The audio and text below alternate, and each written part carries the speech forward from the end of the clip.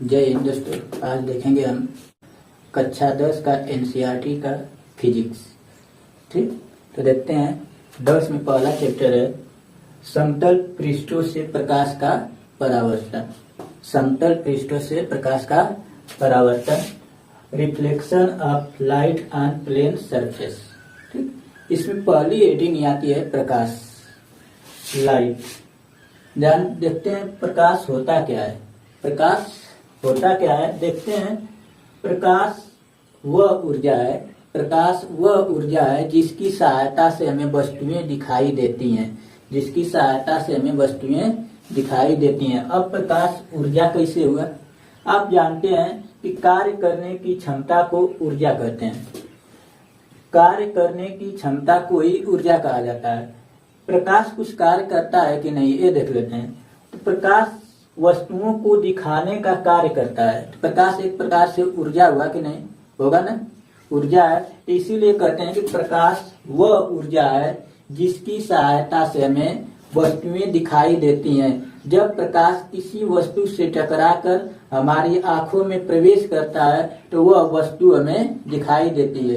अब वस्तु से प्रकाश टकराकर हमारी आंखों में प्रवेश करता है तब वस्तु दिखाई देती है। इसको हम देखेंगे अगले चैप्टर जो आएगा हमारा मानव नेत्र और रंग बिरंगा संसार में। उसमें पता चलेगा कैसे वस्तु से प्रकाश टकराकर हमारी आंखों में प्रवेश कर रहा है। तो इस प्रकार से हम उस चैप्टर में देखेंगे इसको। तो यहाँ बस समझते रहिए कि प्रकाश वह ऊर्जा है जिसकी सहायता से हमें वस्तुएं दिखाई देती हैं। जब प्रकाश किसी वस्तु से टकराकर हमारी आंखों में प्रवेश करता है तब वह वस्तु हमें दिखाई देती है। आगे देखते हैं आता है अगली हेडिंग प्रकाश स्रोत।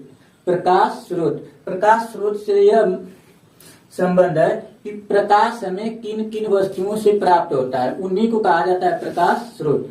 प्रकाश स्रोत हमें दो प्रकार के स्रोतों से प्राप्त होता है, प्राकृतिक स्रोत और कृत्रिम स्रोत। प्राकृतिक स्रोत जैसे सूर्य, तारा आदि। कृत्रिम स्रोत जैसे विद्युत बल्ब, मोमबत्ती, लालटेन इत्यादि। इन सबों से हमें प्रकाश प्राप्त होता है। तो प्रकाश स्रोत हमें प्राकृतिक स्रोतों जैसे सूर्य, तारा आदि, कृत्रिम स्रोतों जैसे विद्युत बल्ब, मोमबत्ती, लालटेन आदि से प्राप्त होता है।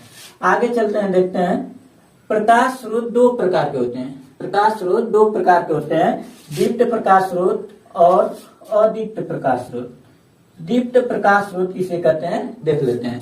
ऐसे प्रकाश स्रोत जिनमें स्वयं का प्रकाश होता है, ऐसे प्रकाश स्रोत जिनमें स्वयं का प्रकाश होता है दीप्त प्रकाश स्रोत कहलाते हैं, जैसे सूर्य, तारा, विद्युत बल्ब, मोमबत्ती आदि। अब आते हैं, देखते हैं अदीप्त प्रकाश स्रोत किसे कहते हैं। ऐसे प्रकाश स्रोत जिनमें स्वयं का प्रकाश नहीं होता है बल्कि दीप्त प्रकाश स्रोत की सहायता से, दीप्त प्रकाश स्रोत की सहायता से दिखाई देते हैं और दीप्त प्रकाश स्रोत कहलाते हैं, जैसे चंद्रमा, मेज, किताब, दीवार, ईंट जितने भी हैं दीप्त प्रकाश स्रोत की सहायता से दिखाई देते हैं वह अदीप्त प्रकाश स्रोत कहलाते हैं। जैसे में आ जाएगा चंद्रमा, मेज, किताब आदि। ठीक, अब चंद्रमा में सूर्य के प्रकाश से ही चमकता है। वह सूर्य का प्रकाश चंद्रमा को जाके टकराता है, उसके बाद वहां से प्रकाश हमारी आंखों में प्रवेश करता है और रेटिना पर जाकर उसका प्रतिबिंब बनता है, तब वह दिखाई देता है। तो आपको यह बताएंगे हम मानव नेत्र और रंग बिरंगा संसार आएगा, आपका चैप्टर फिजिक्स में ही आएगा। उसमें बताएंगे कि प्रकाश हमारी आंखों में प्रवेश करके रेटिना पर प्रतिबिंब कैसे बनाता है, जब किसी वस्तु से प्रकाश टकराता है तो हमारी आंखों में प्रवेश कैसे करता है, ये सब उस चैप्टर में पढ़ेंगे। अगली हेडिंग आएगी प्रकाशिक माध्यम, ऑप्टिकल मीडियम। ऐसे माध्यम जिनमें से प्रकाश होकर गुजरता है, ऐसे माध्यम जिनमें से प्रकाश होकर गुजरता है प्रकाशिक माध्यम कहलाते हैं। ऐसे माध्यम जिनमें से प्रकाश होकर गुजरता है प्रकाशिक माध्यम कहलाते हैं। प्रकाशिक माध्यम तीन प्रकार के होते हैं, पारदर्शक माध्यम, पारभाषक माध्यम और पारदर्शक माध्यम। ऐसे माध्यम जिनमें से प्रकाश का अधिकांश भाग गुजर जाए पारदर्शक माध्यम कहलाते हैं, जैसे वायु, कांच आदि। आप सोच कर देखिए, इसमें से प्रकाश का अधिकांश भाग गुजर जाता है। कांच ले लीजिए, कांच में से देखिए प्रकाश का अधिकांश भाग गुजर जाता है। वायु, हमारे चारों तरफ वायु है, वायु में से प्रकाश का अधिकांश भाग गुजर जाता है, इसलिए वायु और कांच को पारदर्शक माध्यम कहते हैं। तो पारदर्शक माध्यम समझ में आ गया होगा आप लोग को। ऐसे माध्यम जिनमें से प्रकाश का अधिकांश भाग गुजर जाता है पारदर्शक माध्यम कहलाते हैं, जैसे वायु, कांच आदि। आगे देखते हैं पारभाषक माध्यम। ऐसे माध्यम जिनमें से प्रकाश का आंशिक भाग ही गुजरे, आंशिक मतलब होता है कम मात्रा में गुजरे। ऐसे माध्यम जिनमें से प्रकाश का आंशिक भाग ही गुजरे उसे कहा जाता है पारभाषक माध्यम। पारभाषक माध्यम जैसे तेल लगा हुआ कागज, घिसा हुआ कांच, गंदा जल। तेल लगा हुआ कागज पारभाषक माध्यम है, इसमें प्रकाश आंशिक रूप से गुजरता है, कम मात्रा में गुजरता है। घिसा हुआ कांच भी पारभाषक माध्यम है, इसमें से प्रकाश का कम मात्रा गुजरता है। आगे देखते हैं पारदर्शक अपारदर्शक माध्यम। ऐसे माध्यम जिनमें से प्रकाश बिल्कुल नहीं गुजरता है अपारदर्शक माध्यम कहलाते हैं। ऐसे माध्यम जिनमें से प्रकाश बिल्कुल नहीं गुजरता है अपारदर्शक माध्यम कहलाते हैं, जैसे लकड़ी, लोहा, ईंट इत्यादि।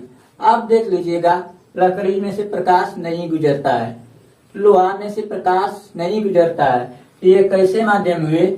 अपारदर्शक माध्यम हुए। इस प्रकार हमने देखा कि प्रकाशिक माध्यम ऐसे माध्यम जिनमें से प्रकाश होकर गुजरता है प्रकाशिक माध्यम कहलाते हैं। प्रकाशिक माध्यम 3 प्रकार के होते हैं। कितने प्रकार के होते हैं? 3 प्रकार के।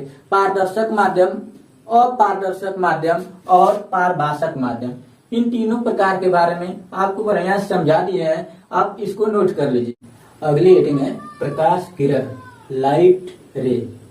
जब प्रकाश किसी पारदर्शी माध्यम में सरल रेखा में गमन करता है तो प्रकाश के पथ को ही प्रकाश किरण कहते हैं।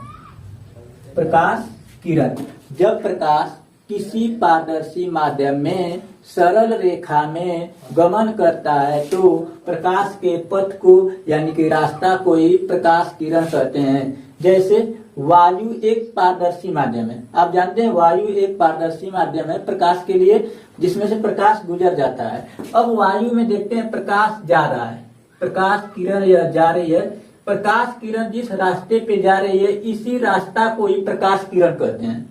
समझ में आ गया? इसी रास्ता को ही प्रकाश किरण कहते हैं। अगली हेडिंग आती है प्रकाश किरण पुंज। प्रकाश किरणों के समूह को प्रकाश किरण पुंज कहते हैं। आप जानते हैं कि वायु एक पारदर्शी माध्यम है, इसमें बहुत सारी प्रकाश किरणें जाती हैं, उन प्रकाश किरणों के समूह को ही प्रकाश किरण पुंज कहते हैं। अब प्रकाश किरण पुंज 3 प्रकार की होती हैं।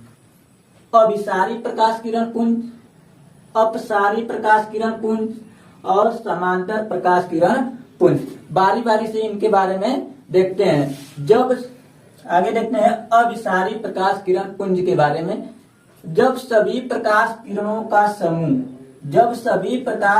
का समूह एक बिंदु पर वास्तव में आकर मिलता है तो उसे कहते हैं अभिसारी प्रकाश किरण पुंज। ठीक, आगे देखते हैं अपसारी प्रकाश किरण पुंज। जब एक ही बिंदु से सभी प्रकाश किरणें आती हुई प्रतीत होती हैं उन्हें कहा जाता है अपसारी प्रकाश किरण पुंज। जैसे हम यहाँ से अगर देखते हैं तो लगेगा कि सभी प्रकाश किरणें जितनी भी आ रही हैं सभी एक ही बिंदु से आ रही हैं। तो इस प्रकार की प्रकाश किरणों के समूह को अपसारी प्रकाश किरण पुंज कहते हैं। आगे देखते हैं समांतर प्रकाश किरण पुंज। ऐसी प्रकाश किरणों का समूह जो एक दूसरे के समांतर हो, उन्हें कहा जाता है समांतर प्रकाश किरण पुंज। यहाँ पे आप देख सकते हैं कि सभी प्रकाश किरणें एक दूसरे के समांतर है, यानी कि इनके बीच की दूरियां समान है।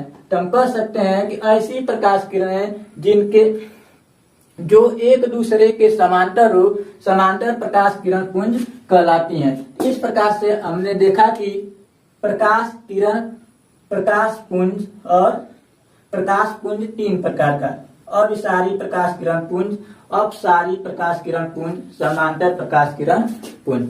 तो आपको वीडियो अच्छी लगी हो तो लाइक जरूर करिएगा। इस वीडियो में बस इतना ही। अब आगे की एडिटिंग जितनी रहेंगी अगले वीडियो में आप लोग देखिए।